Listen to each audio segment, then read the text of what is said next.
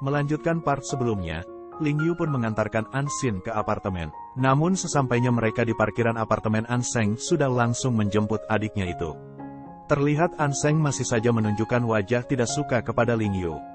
Ling Yu kemudian memperlihatkan jam tangan yang mereka pakai berdua dan mengartikan bahwa mereka sudah menjadi sepasang kekasih.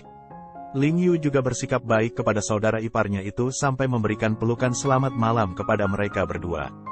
An Xin tentu saja merasa sangat senang. Di apartemen, An Seng langsung mengajak adiknya itu untuk berbicara apa yang sudah terjadi antara An Xin dan Ling Yu. Lalu An Xin mengatakan bahwa itu semua terjadi karena sebuah perasaan. Ia juga mengatakan Ling Yu dan keluarganya adalah orang baik, maka kakaknya tidak usah khawatir akan hal itu. Akhirnya An Seng pun memberikan kesempatan kepada An Xin untuk menjalani hubungannya, tetapi dengan syarat ketika Ling Yu menyakiti An Xin maka ia harus langsung memberitahukan kakaknya akan hal itu. Namun An Seng merasa kecewa saat melihat An Xin yang sudah tidak memakai gelang yang ia berikan. Ditambah An Xin yang mengatakan bahwa ia akan pindah ke rumah lamanya. Pada saat yang bersamaan Aili pun datang untuk menjemput dan membantu kepindahan An Xin.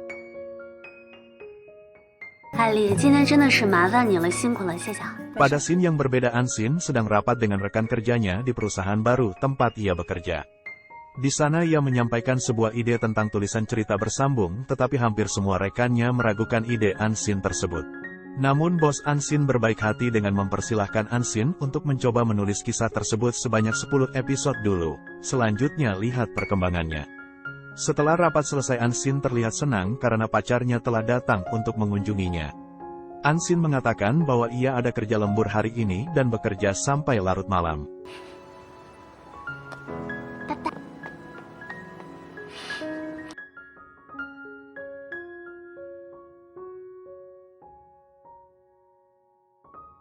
Keesokan paginya ternyata Ling Yu masih terus menunggu An Xin di depan gedung tempat An Xin bekerja. An Xin pun masuk ke dalam mobil dan Ling Yu pun memberi kekasihnya itu sarapan pagi kesukaannya.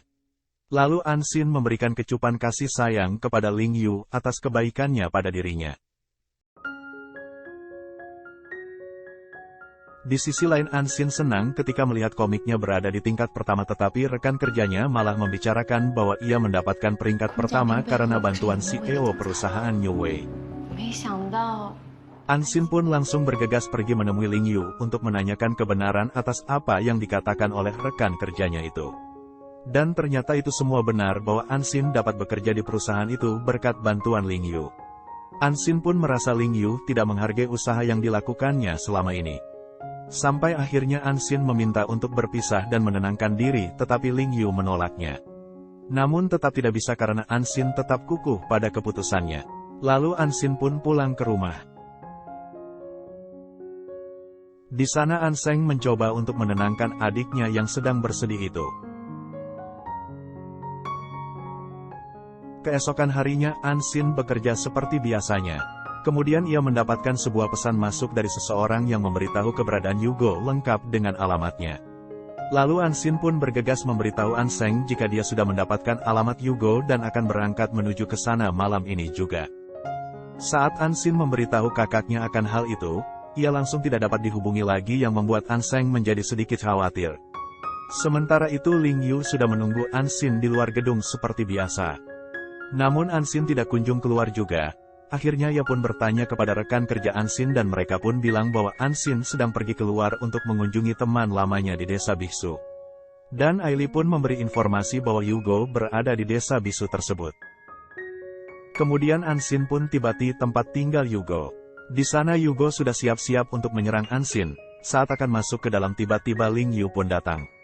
Mereka berdua pun mencoba masuk ke dalam rumah Yugo dengan sedikit waspada, tapi ternyata di dalamnya sudah kosong. An Xin mengatakan akan tetap menunggu Yugo sampai pulang nanti. Ling Yu pun mengajak An Xin untuk segera pulang karena sepertinya akan turun hujan. Awalnya An Xin tidak mau naik mobil Ling Yu dan terus berjalan kaki. Tapi karena terus dibujuk ditambah hujan mulai turun, akhirnya An Xin mau juga menaiki mobil Ling Yu. Di tengah perjalanan saat hujan badai, bensin mobil Ling Yu pun mulai habis. Ling Yu pun mampir ke penginapan karena sangat beresiko jika terus melanjutkan perjalanan saat hujan badai di tengah hutan. Sesampainya di penginapan terpaksa mereka menyewa satu kamar yang ternyata khusus untuk pasangan karena tersisa hanya satu kamar itu saja.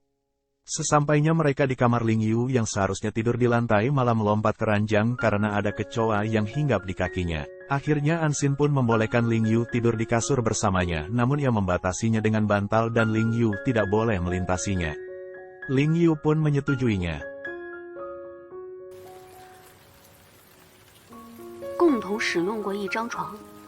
Kemudian Ling Yu minta maaf kepada Ansin atas apa yang sudah terjadi. Ia menyadari kesalahannya selama ini dan terlalu banyak ikut campur urusan pribadi Ansin. Tapi apa yang ia lakukan sebenarnya adalah demi kebaikan Ansin juga. Ansin terlihat senang dengan penjelasan panjang lebar dari Ling Yu dan mulai merasa sedikit tenang. Lalu Ling Yu pun menyingkirkan bantal pembatas itu dan mereka kembali melanjutkan pembicaraan dan sepakat bahwa kedepannya mereka akan berusaha memahami satu sama lain. Lalu Ling Yu meminta kesempatan untuk kembali dan berbaikan lagi dengan Ansin. Mereka pun berpelukan erat dan menghabiskan malam yang cukup dingin itu dengan penuh cinta dan kasih sayang.